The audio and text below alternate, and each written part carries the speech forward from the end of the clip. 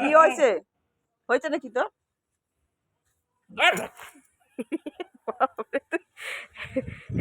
তুই যা করছিস আজকে, তুই হয়ে গেছিস ভিলেন। তুই এরকম করিস না টোটো। টোটো শান্ত শান্ত। কি হয়েছে? কি কি কি তোকে তো আমি এমনি শরীর খারাপের জন্য আটকে রেখেছি। টোটো বেরোবি না।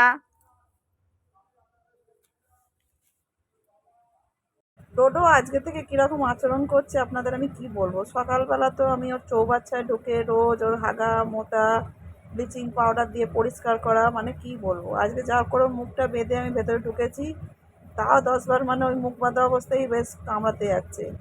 দু খাবার দিয়েছি, টক দই দিয়ে ভাত দিলাম দুপুরে, তারপরে মাংস ভাত যেমন বিকালে দিই সেগুলো কিছুই খায়নি। ওর খালি একটাই ইচ্ছা, খালি বেরোবো আর ওই কামড়াতে যাচ্ছে। যা করছে আজকে সারা দিন ধরে, আমার তো রীতিমতো ভয় লাগছে। বুঝতে পারছি না র্যাবিস হলো নাকি, মানে এটা একটা মনের মধ্যে ভয়। আমি তো র্যাবিস সম্পর্কে সেরকম ধারণা নেই। আর এই যে দেখছো কাঠগুলো, এগুলো আমি ওকে সাইডে আটকে দিয়েছিলাম যাতে না ও কোথাও বেরিয়ে যায়। এই যে দরজাটা আমি ওপরে আটকে দিয়েছিলাম যাতে না বৃষ্টি পড়ে, ও সেগুলোকে টেনে টেনে সব নামিয়ে ফেলেছে। এবার সেগুলোকে আমি বার করার জন্য আবার নিচে নেমেছি এই অন্ধকারে। ওকে তো আমি লক্ষ্য রাখছি সব সময়।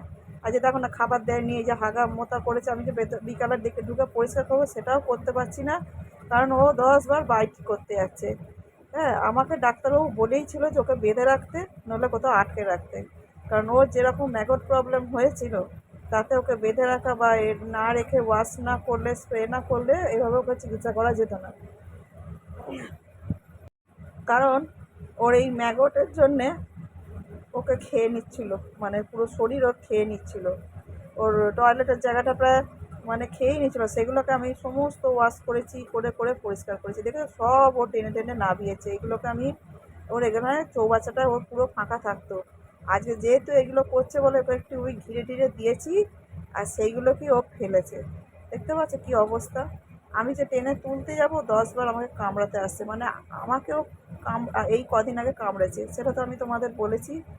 ভ্যাকসিনও নিতে শুরু করেছি। আমার এই নিয়ে দুটো ভ্যাকসিন হলো সঙ্গে, মানে যেটা দুটো ভ্যাকসিন দিয়ে এসেছি, 3 নম্বর ভ্যাকসিনটা দেবো।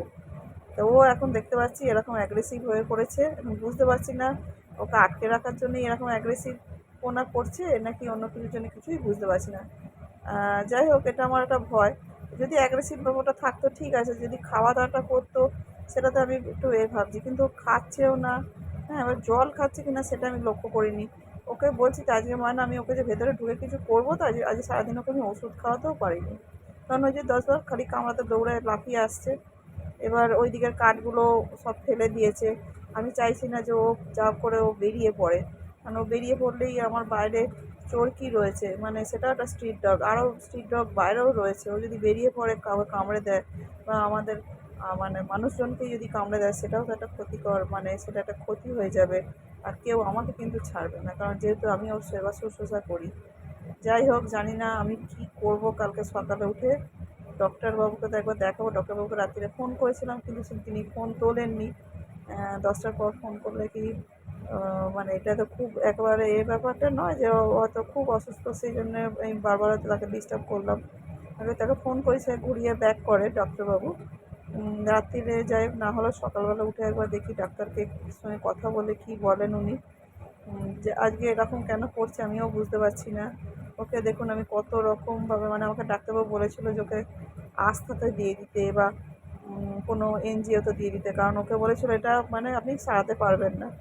সেটা আমি চ্যালেঞ্জ হিসেবে নিয়েছি। ওর ঘা আমি সারিয়ে ফেলেছি, ওকে দেখেও দেখতে পাচ্ছেন অনেকটা সুস্থও লাগছে। কিন্তু আজকে ও যা করছে অ্যাগ্রেসিভ কোনা, মানে বুঝতে পারছি না। ও এখন আমি দেখুন, ও যদি মনে করুন ভাবি যে ও বের করে দিলেও সুস্থ থাকবে, আমি বের করে দিতে পারি, কিন্তু যদি বেরিয়ে কাউকে কামড়ে দেয় এটাই তো আমার ভয় লাগছে।